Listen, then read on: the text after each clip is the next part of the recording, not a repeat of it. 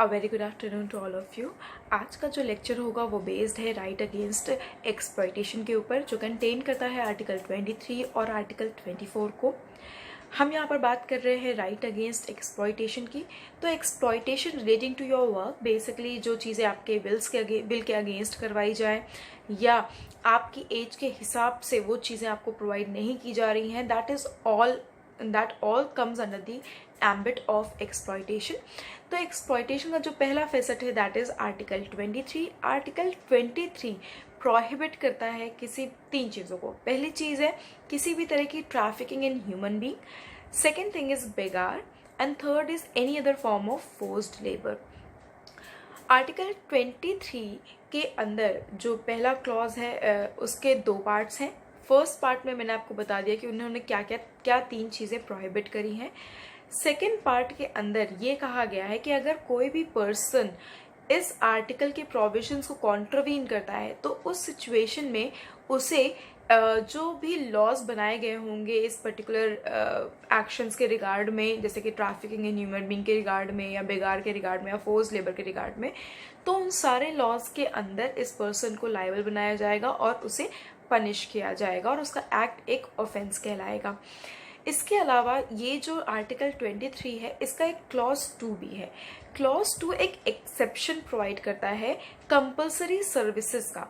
अब ये compulsory services क्या है, यानी कि एक्सेप्शन है कि हमारा ये जो फंडामेंटल राइट है कि हमसे हमारी ट्रैफिकिंग ना की जाए, हमारे साथ बेगार ना अप्लाई किया जाए हमारे ऊपर, या हमारे साथ किसी भी तरह का फोर्स लेबर हमें करने पे मजबूर ना किया जाए, उन सारे सिचुएशन को या ये सारी सिचुएशन कब प्रिवेल नहीं करेंगी या हमारा ये राइट कब प्रिवेल नहीं करेगा।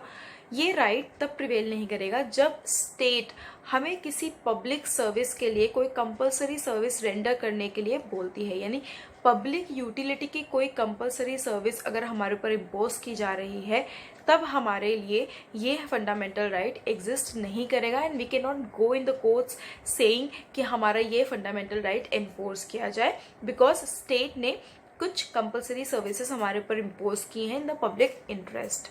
और उसके एग्जाम्पल्स हम बाद में देखेंगे कि उसके क्या क्या एग्जाम्पल्स हैं। अब हम बात करते हैं सबसे पहला फैसेट जो कि है ट्रैफिकिंग इन ह्यूमन बीइंग। सबसे पहले हम ये जानेंगे कि what do mean by trafficking in human being.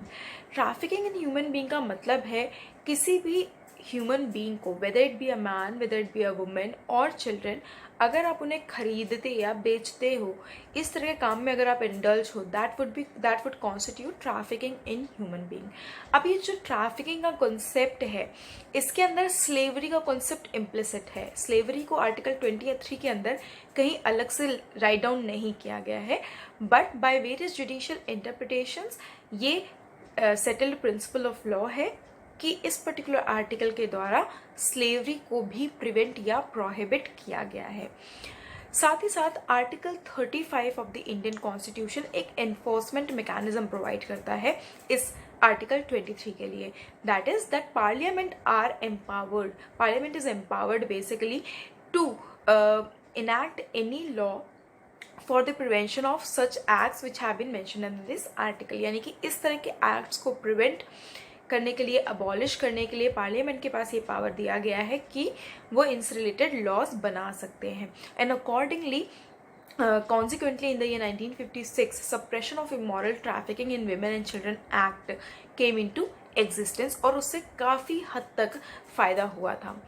जो दूसरा नोटेबल पॉइंट इस पर्टिकुलर आर्टिकल के रिगार्ड में है या ट्रैफिकिंग इन ह्यूमन बीइंग के रिगार्ड में है, वो ये कि आर्टिकल 23 हमें प्रोटेक्शन अगेंस्ट स्टेट सिर्फ नहीं प्रोवाइड करता, बल्कि ये किसी भी इंडिविजुअल को protection against any private individual भी प्रोवाइड करता है। As an if you have been trafficked by any private individual, तो उस सिचुएशन में आप अपने इस फंडामेंटल राइट को एनफोर्स कर सकते हैं।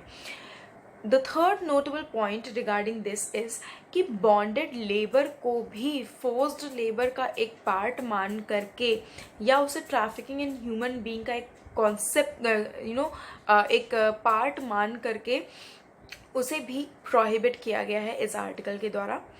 The fourth notable point regarding this article is कि ये आर्टिकल किन किन लोगों पे एप्लीकेबल है।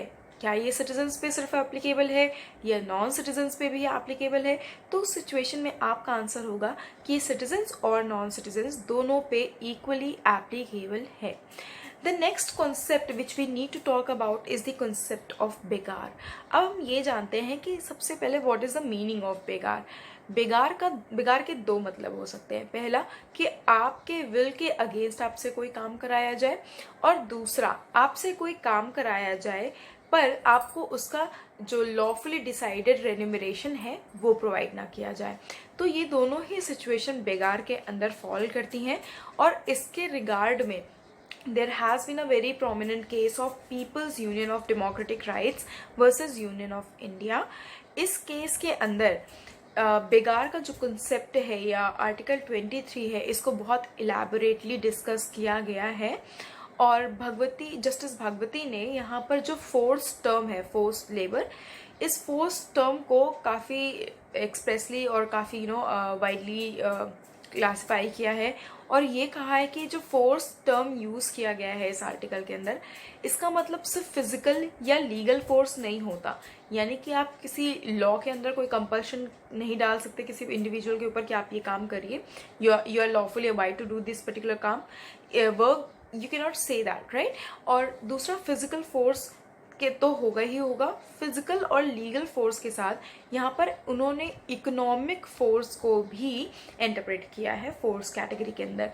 इकोनॉमिक फोर्स का मतलब ये है कि आपने उस इंडिविजुअल को जो उसकी इकोनॉमिक कंडीशंस हैं उसका एडवांटेज लेते हुए, सिंस ही और शी यानी कि any particular person has no other alternative of any job, और कोई ऐसा दूसरा काम करने का ऑल्टरनेटिव उसके पास नहीं रह गया है, और उस सिचुएशन में अगर आप उसे कंपेल कर रहे हो कि वो आपके अंडर आकर काम करे, तो ये भी एक प्रकार का फोर्स्ड लेबर ही होगा। यानी कि physical, legal plus economic force, ये तीनों ही कैटेगरीज, ये तीनों ही इंटरप्रिटेशंस इंक्लूड किए जाएंगे फोर्स टर्म के अंदर, फोर्स्ड लेबर के अंदर। So this is all about your trafficking in human being and also the term begar। अब हम बात करते हैं एक्सेप्शंस की, यानी कि ये राइट भी सब्जेक्ट टू एक्सेप्शन है, सब्जेक्ट टू सर्टेन कंडीशंस है। अब जो इसका एक्सेप्शन है वो क्लॉज 2 है, यानी कि आर्टिकल 23 क्लॉज 2, जैसा कि मैंने आपको पहले ही इंट्रोड्यूस कर दिया है कि इस पर्टिकुलर क्लॉज के अंदर ये कहा गया है कि स्टेट किसी भी इंडिविजुअल को कंपेल कर सकता है कि वो कंपल्सरी सर्विसेज रेंडर करे फॉर पब्लिक पर्पसेस। अब इसके जो कुछ एग्जाम्पल्स हो सकते हैं वो है कि कुछ जैसे कि कंपल्सरी मिलिट्री सर्विसेज या किसी भी तरह की सोशल सर्विस। तो ये कुछ एग्जाम्पल्स हैं जब स्टेट आपको इन सारी चीज़ों के रिगार्ड में कंपेल कर सकती है कि आप ये काम करेंगे for the larger public interest, and thereafter you cannot go and ask the court to enforce your fundamental right against exploitation under article 23 saying कि मुझसे forced labor कराया जा रहा है। So please have a clarity on this concept that this exception is available on the part of the state only। Now let's talk about another facet of right against exploitation, that is article 24। article 24 के अंदर children's के कुछ rights protect किए गए हैं। वो rights हैं कि आपको किसी भी प्रकार से जो बच्चे 14 साल से कम उम्र के हैं उनको किसी भी प्रकार के काम में इंडल्ज नहीं करना है, स्पेशली इन फैक्ट्रीज और किसी भी तरह के हैजार्डस इंडस्ट्रीज में। As Article 39 of the Indian Constitution also provides कि स्टेट को इंश्योर करना है कि उसकी जो पब्लिक है, उसकी जो सिटीजन्स हैं वो हेल्दी रहें और एफिशिएंट रहें, और जो यहाँ के बच्चे हैं उनकी जो टेंडर एज है, उनका जो चाइल्डहुड है वो स्पॉइल्ड ना हो। इसके रिगार्ड में भी there is a very famous case of people's union for democratic rights versus union of India of 1983। इस केस के अंदर ये कंटेंड किया गया कि employment of children act 1938 basically इस कैटेगरी ऑफ चिल्ड्रन पे एप्लीकेबल नहीं है, क्योंकि इन्हें हम फैक्ट्री में एम्प्लॉय कर रहे हैं। पर कोर्ट ने ये कंटेंशन खारिज करते हुए ये कहा कि इवन इफ उस पर्टिकुलर एक्ट के स्केड्यूल में फैक्ट्री चिल्ड्रन वर्कर्स के बारे में नहीं मेंशन किया गया या उन्हें एनलिस्ट नहीं किया गया है, फिर भी ये जो फैक्ट्री वर्क है ये एक हजार्डस वर्क की कैटेगरी में इंक्लूडेड होता है आर्टिकल 23 के अंदर। एंड हेंस इस तरह के किसी भी बच्चे जो किसी फैक्ट्री में काम करने के लिए एम्प्लॉय किए जा रहे हैं, इस प्रैक्टिस को रोका जाए और ये इंश्योर किया जाए on the part of the state कि इस तरह की प्रैक्टिसेस आगे कंटिन्यू नहीं होने पाए। You should note a point here कि इस आर्टिकल के अंदर किसी भी तरह का हार्मलेस जॉब या वर्क प्रोहिबिट नहीं किया गया है by any children. So please have a clarity कि सिर्फ ऐसा कोई भी काम जो बच्चों की हेल्थ, बच्चों की सेफ्टी या बच्चों के चाइल्डहुड टेंडर एज के लिए सूटेबल नहीं हो, उन्हें ये करने के लिए प्रोहिबिट किया गया है। अदरवाइज अगर वो ऐसा कोई हार्मलेस जॉब करते हैं या काम करते हैं तो उस सिचुएशन पे उनके ऊपर ये आर्टिकल एप्लीकेबल नहीं होगा, ये प्रोहिबिशन एप्लीकेबल नहीं होगा। इसके रिगार्ड में there is a very famous case of MC Mehta versus state of Tamil Nadu of the year 1997। इस पर्टिकुलर केस में कुछ गाइडलाइंस प्रोवाइड किए हैं कोर्ट ने रिगार्डिंग कि जो बच्चे हजार्डस इंडस्ट्रीज़ में काम कर रहे हैं या जो बिलो 14 ईयर्स ऑफ एज के जो बच्चे हैं जो काम करने के लिए कंपेल्ड हैं, उनके काम को रेगुलेट करने के क्या प्रोविजंस होंगे, उनको यहाँ पर एक गाइडलाइन के रूप में, एक सेट ऑफ इंस्ट्रक्शन के रूप में ले डाउन किया गया है। यहाँ पर कोर्ट ने 2 इंस्ट्रक्शंस दिए, मेजर इंस्ट्रक्शन। सबसे पहला तो कि children below age of 14 years they can not be employed in any industry of hazardous nature, या किसी भी माइन में या किसी और इंडस्ट्री में जो हजार्डस नेचर की हो। जो दूसरा सेट ऑफ इंस्ट्रक्शन है वो ये कि स्टेट को ये इंश्योर करना होगा कि जो बच्चों की सोशल, इकोनॉमिकल या एजुकेशनल नीड्स हैं उन्हें फुलफिल किया जाए और उन्हें मेंटेन किया जाए। और इसी के रिगार्ड में कोर्ट ने 3 सेट ऑफ इंस्ट्रक्शंस भी प्रोवाइड किए हैं। सबसे पहला गाइडलाइन है कि child labour rehabilitation fund create किया जाए, और जो दूसरी गाइडलाइन है वो भी इसी से रिलेटेड है कि जो ऑफेंडिंग एम्प्लॉयर होगा, यानी ऐसा कोई भी एम्प्लॉयर जो 14 साल से कम के बच्चों को अपने यहाँ एम्प्लॉय करता है, खासकर ऐसी इंडस्ट्रीज़ में जो हजार्डस नेचर की हैं, तो उस सिचुएशन में वो एक ऑफेंडिंग एम्प्लॉयर कहलाएगा।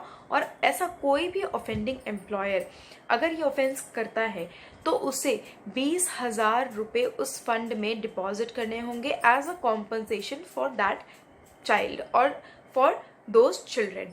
जो तीसरी गाइडलाइन है उसमें 2 ऑप्शंस दिए गए हैं। पहला कि उस बच्चे के द्वारा नॉमिनेट किया गया ऐसा कोई भी फैमिली मेम्बर, उस बच्चे का family member, adult family member को एक ऑल्टरनेटिव जॉब यानी कि उसकी जगह पे काम दिया जाए उस एम्प्लॉयर के द्वारा, या अगर वो काम नहीं प्रोवाइड किया जा सकता है या स्टेट रिसोर्सेज इनफ नहीं है हर बच्चे जो एम्प्लॉयड थे इस तरह की इंडस्ट्रीज़ में उनके फैमिली मेम्बर्स को जॉब देने में, तो उस सिचुएशन में उस बच्चे के नाम पे फंड में 25,000 रुपये जमा किए जाएं।